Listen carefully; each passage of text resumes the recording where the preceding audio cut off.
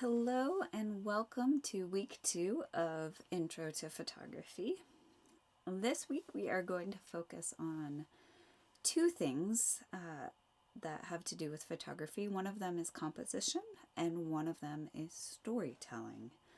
The examples in the slideshow this week all come from Dorothea Lange, who was an amazing photographer in the 20th century and was great at both utilizing really good composition techniques and storytelling through her photos. So, to continue our question, how do you make a good photo as opposed to just taking any sort of photo? And one of the things that's really important to talk about, last week we talked about exposure and focus. This week we're going to talk about composition. What is composition? Composition basically just means how you're arranging the elements of your photo within the frame of your photo. So these elements can include all the subject matter in your photograph, the background of your photograph, any sort of additional objects or people that happen to be in your photograph. Basically anything in your photograph are the elements that you have the possibility of arranging. But you can also think about how you're arranging the elements of art. So what are the elements of art? Elements of art can include things like value, which basically just means your lights and your darks, your colors, your textures, lines, and shapes. So as you think about how you're arranging your photograph, you can put people in different places, you can put objects in different places, but you can also think about putting colors in different places, putting lights and darks in different places, using lines to draw kind of interesting shapes or create interesting movement in your photograph. Ultimately, the goal of a good composition is to highlight and support whatever your chosen subject matter is. So it should make your subject matter feel more interesting as opposed to pull away from your subject matter. Your textbook, Better Photo Basics, at the beginning of step 2, has a lot of tips, really practical nitty-gritty tips on how you can create a better composition in your photograph. There's also a video I'd like you to watch from a famous portrait photographer, Steve McCurry, about different ways, different compositional tips that you can use when taking photographs. So those are really good sources for specifics on how you can create a good composition. But there are a couple things that I'd like to highlight in this video. One of those is balance. A good composition will feel balanced, not unbalanced. So there are two different kinds of balance. The first kind of balance is symmetrical balance. So this is the easiest kind of balance to achieve, and it basically just means you're taking your subject and you're putting it in the center of your photo. So symmetrical balance means that each side of the photo is pretty much the same, starting in the middle and moving out. You can kind of like essentially fold the photo in half and smash it together and it'll be the same. Symmetrical balance feels stable. And as human beings, we like symmetrical balance. We like to make it and we like to look at it because we're symmetrical. It's the way that God made us. And so we're often more drawn to it, or it's just a little bit more natural to create that way. However, because it's stable, symmetrical balance can sometimes feel a little boring. And if you're not careful, it can create a lot of unused space. If you put your subject matter right in the middle of the photograph, then all that space around the subject doesn't feel as exciting unless you're really intentional about making it exciting. The other kind of balance is asymmetrical balance. So asymmetrical balance usually means that the subject is off-center, so it's not smack dab in the middle. So if you've ever heard of the rule of thirds, this is one way of creating asymmetrical balance. Asymmetrical balance, instead of feeling stable, usually feels a little bit more dynamic, and it can be really good to create a sense of that feeling of dynamic composition in your photographs. It's hard to do, but it's good. Asymmetrical balance can often make better use of the space within a frame. So if you look at the photo below, the main subject is that man. He's in the foreground on the right, but we have what we assume to be his wife in the background on the left with some cooking implements. And even though there's empty space in between them, because there's a relationship between the two, it activates that empty space. So we call that negative space, we call that active negative space. So asymmetrical balance doesn't necessarily mean it's unbalanced, right? In this photo, we've got something on each side that helps create balance. But it's a different kind of balance. And usually there's one main thing and then there's other things that kind of create the balance in the photo. Another thing to think about when you're creating a good composition is to try to create a dynamic composition. Dynamic photos feel more active, and what that means is an active photo means you'll draw viewers into the photo quicker and you'll keep them there longer, because dynamic compositions engage the space in really interesting ways. So what are ways that you can create a dynamic composition? Anything with angles and curves feels more dynamic. So if you look at the photo on the right, that fence post is coming in at an angle. The arms are coming in at an angle. Those all help to make it feel more dynamic. Contrast helps to create a dynamic composition. So there's a lot of lighting contrast in this photo.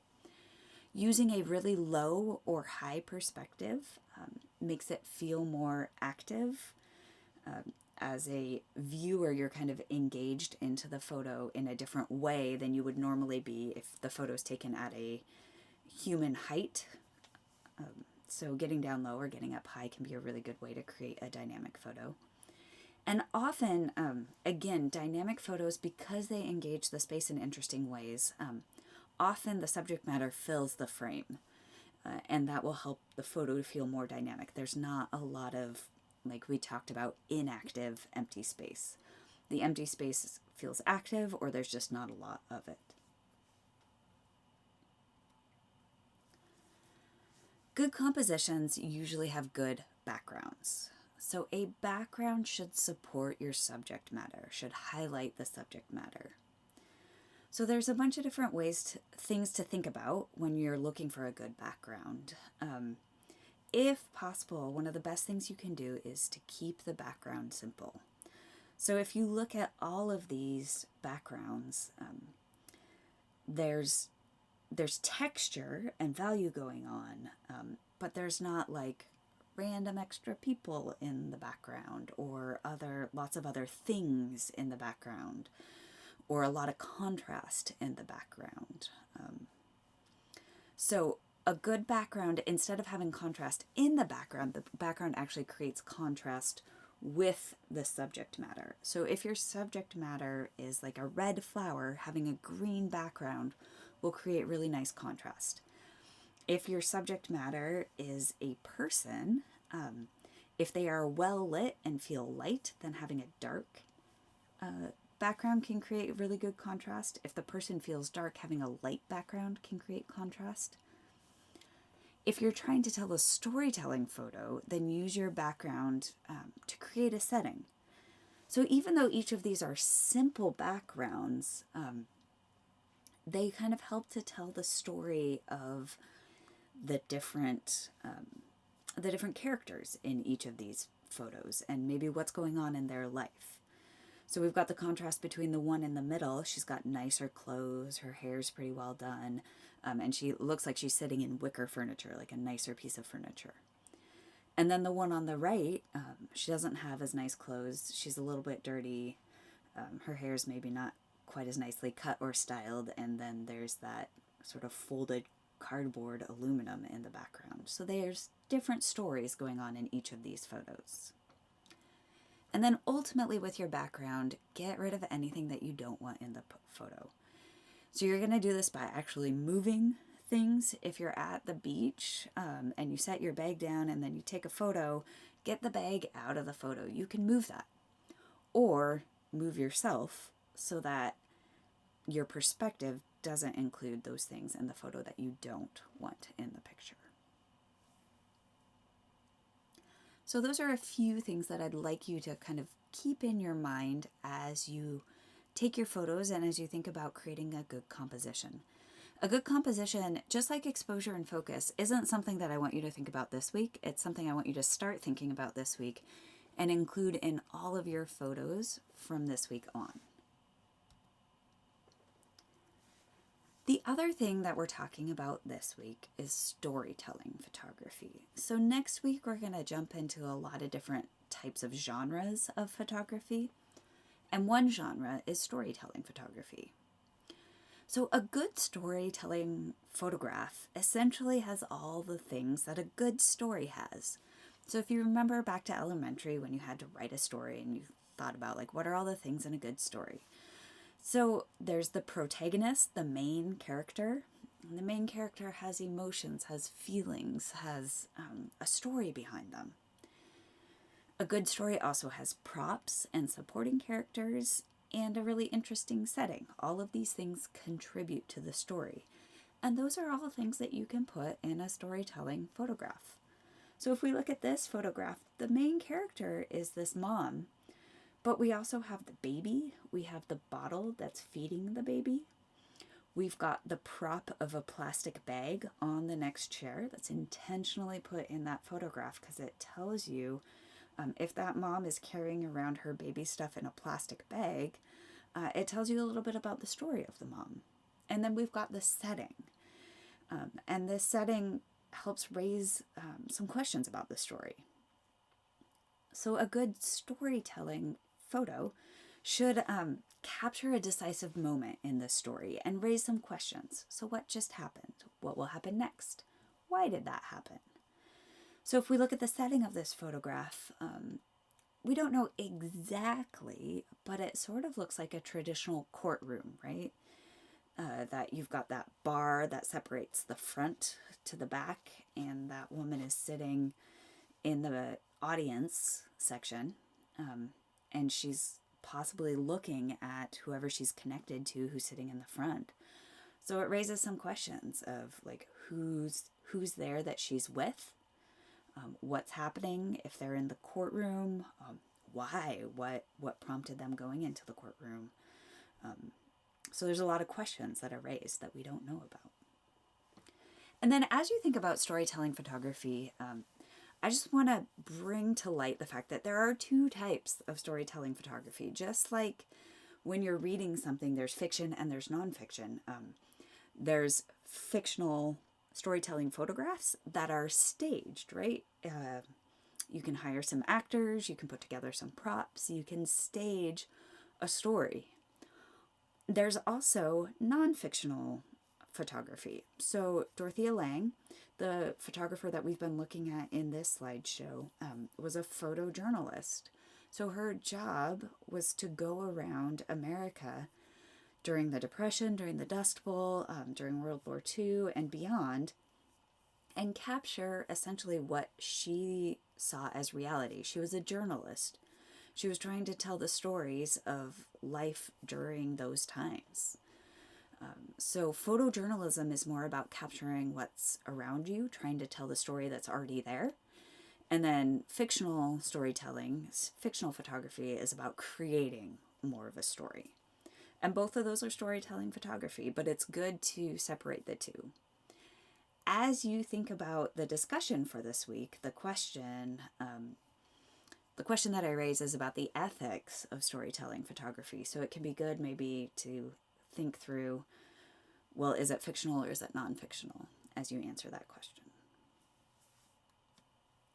So this week's assignment for the ALA, you're going to create two photos. You're going to create one composition photo and one storytelling photo. For the compositional photo, basically I want you to pick one subject and then test out all the tips, or as many as are possible, in your textbook. And maybe pull some from the 9 composition tips video. And then whatever creates the best photo, put that on the Google album. And then I want you to create one storytelling photo. So these are going to be two very separate photo sessions. For your storytelling photo, it should have a protagonist that is either human or human-like. So when I say human-like, just think through, like, what does it mean to give something human-like qualities?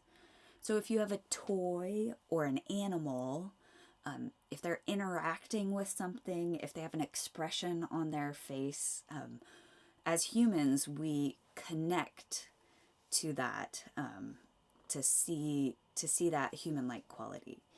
If you have a plant or a flower, it's a little bit harder to give them human-like qualities, but if you set them up so it looks like they're reaching for something, or it looks like they're interacting with another prop in a certain way, then they can have human-like qualities.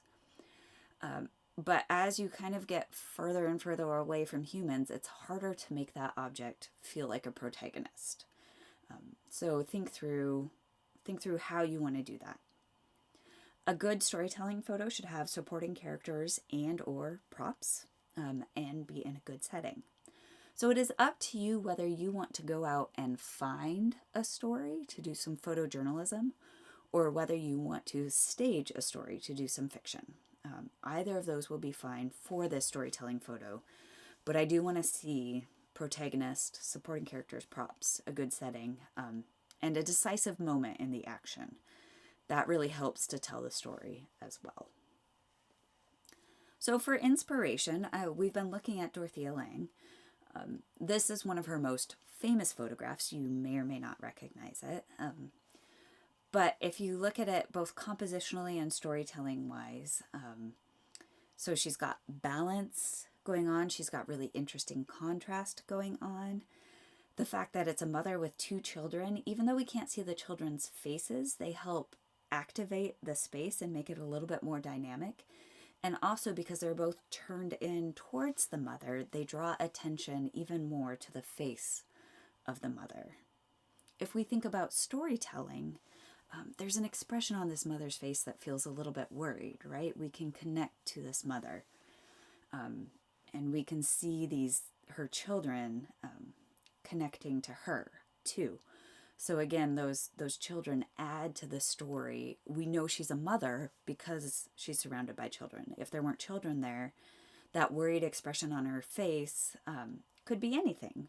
But because there are children there, we probably assume that it has to do with her children. How is she going to feed her children? Like, what's going on in their lives? It raises some questions. So that makes it interesting.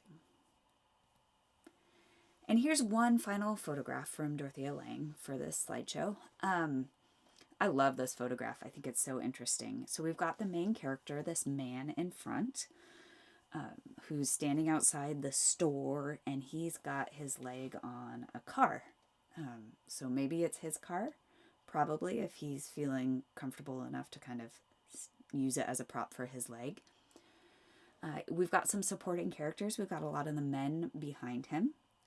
And remember, Dorothea Lange was, she was traveling around America finding stories, so she was not immune to the kind of inherent racism that she was telling through her, I guess immune is a bad word. She was very aware of the racism, and you can see it in this photo. She's kind of highlighting the fact that these people are supporting characters as opposed to the main character in this particular story that she's telling. But then also you get this action between this person who's standing on the far left, and how the main character is looking at her and maybe having a dialogue with her.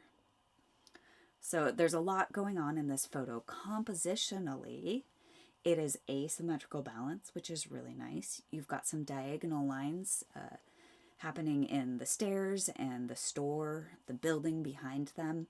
But also if you think through, if you draw a line between kind of all the faces, you get this really interesting swoop going on. So there's some implied lines going on there that are really nice and dynamic. The other photographer that I'd like to introduce this week is Brandon Stanton. He is the photographer behind the blog Humans of New York. So one of the assigned readings for this week is a critique of his blog Humans of New York.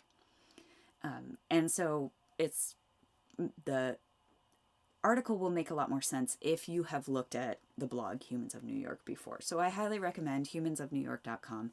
Look at it first. But here's a few examples from that. So this is the photograph that the article starts talking about. And one of the things that's unique about Humans of New York is he pairs photographs with quotes from the subjects that he interviews.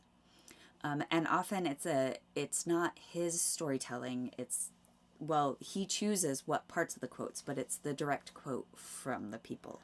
So you can read his quote below that.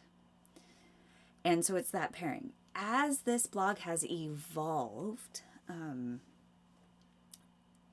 the stories have gotten longer, and the photographs have gotten less about just being one individual portrait photograph. So if you look at the blog, you'll see kind of how things have evolved. But this is how the blog started out. Here's a few more photographs from that blog, from the kind of early days of the blog. And it might be interesting in this case where I'm showing you these photos, I'm not pairing them with the words that would have been associated with these photos. So you can kind of compare and contrast what is it like for you to experience the previous photo where I did include the quotes, or these photos where I'm not including the quotes. And that is one of the critiques that the author has. So read the article, but kind of keep in mind, like, what is the power of the photograph with or without those stories attached? So you can see the personalities of these people in these photos. Each of them are very obviously in New York, but he blurs out the background so that the people themselves stand out a little bit more. And that's the goal. Like, you can see the clothing of these people. You've got interesting poses. And with those little kids, oh my gosh, they're dressed to the nines. They've got their little lollipops. It's pretty adorable. Anyways, so take a look at the blog and then read the article. And I think that'll give you some context for how they're talking about the storytelling of this particular blog. So things to notice in those previous photographs, Dorothea Lange, she makes great use of light and contrast. So that comes through again in the black and white photos, but she's really seeking out good light. And very often she has really dynamic compositions. Sometimes she uses symmetrical balance, but more often than not she uses asymmetrical balance and is really activating the space in her frame. And then Brandon Stanton uses a shallow depth of field to make his subject stand out better.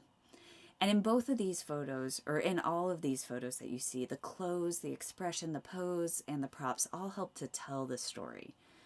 So the story of those two little kids, if they didn't have those perfect giant lollipops,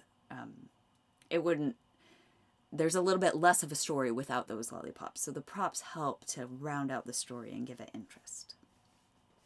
All right. Go forth and photograph. Have fun with composition. Have fun with storytelling this week. I always look forward to seeing your photographs.